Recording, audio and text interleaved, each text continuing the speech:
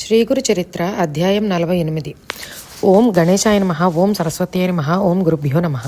నామధారక, ఇంకను శ్రీగురు చరిత్ర చెబుతాను విను. శ్రీగురుడు ప్రతిరోజు సంగమానికి స్నానమాచరించడానికి మఠం నుండి బయలుదేరి వెళ్లేవారని నీకు తెలుసుకున్నావు కదా. గంధర్వపురంలో పర్వతేశుడని ఒక వ్యవసాయ రైతు ఉండేవాడు. అతని పొలం మఠం నుండి సంగమానికి వెళ్లే మార్గంలో ఉంది.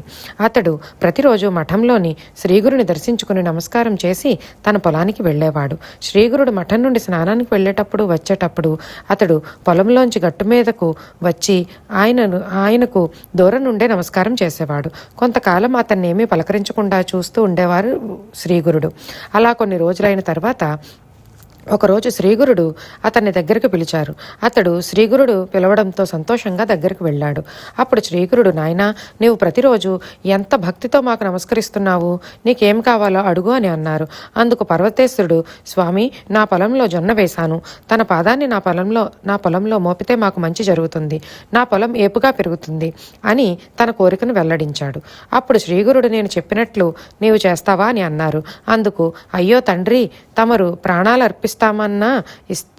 అర్పించమన్నా ఇస్తాను అని అతను చెప్పాడు. శ్రీగురుడు, అయితే మేము మధ్యాహ్నం ఇటు వెళ్లే సమయం లోపల నీ జొన్నచేను పైరంతా కోయించు అని చెప్పి నదీ సంగమానికి ప్రయాణమయ్యారు. పర్వతేశుడు పైరు కోతకు కూలివాళ్లను పిలుచుకొచ్చి కోత కోయిస్తుండగా అతని భార్యాపిల్లలు వచ్చి అడ్డుపడ్డారు. వాళ్లను వెళ్ళిపోమని చెప్పి ఎంత చెప్పినా వాళ్ళు వినలేదు. ఎందుకయ్యా లేత పైరును కోయిస్తున్నావు? కొద్ది రోజులు పోతే పైరుకు కంకులు వచ్చి మనకు పుట్టెడు జొన్నలు వస్తాయి కదా, అటువంటిది నీవు ఇలా చేస్తున్నావేమిటి?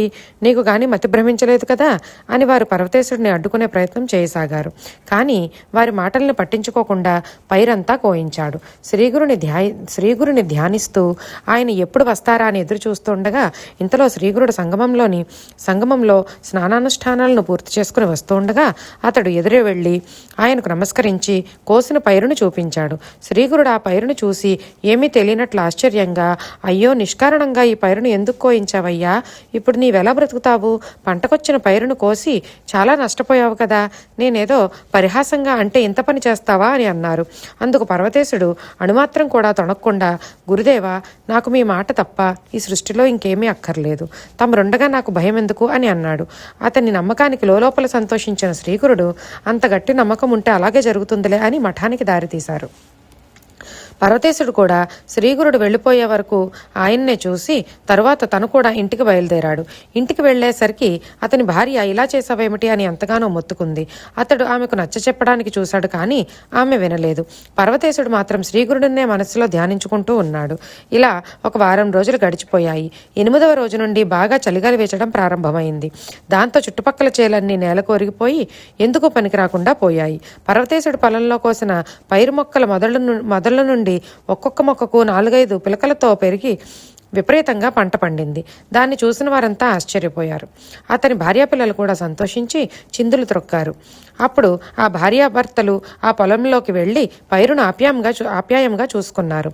తరువాత భూమి పూజ చేసి నమస్కరించుకుని మఠానికి వెళ్లి శ్రీగురుని పాదాలను పూలతో పూజించుకుని సాష్టాంగ నమస్కారం చేశారు. చిరునవ్వుతో శ్రీగురుడు, ఏమిటి సంగతి అని అడిగారు. అందుకు ఆ భార్యాభర్తలు ఆయనకు నమస్కరించి, స్వామి, మీ కృప వలన మేము కోరుకున్న దానికంటే అమితంగా ఫలితం దక్కింది. అమృతం లాంటి మీ వాక్కులను అందరూ వినదగినవి.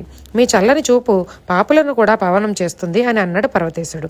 అతని భార్య శ్రీగురునితో, స్వామి, నేను తెలిసి తెలియక ఏమేమో అన్నాను, మమ్మల్ని మీరు క్షమించి ఎప్పుడూ ఇలానే పూజించుకునేలా ఆశీర్వదించండి అని అంది.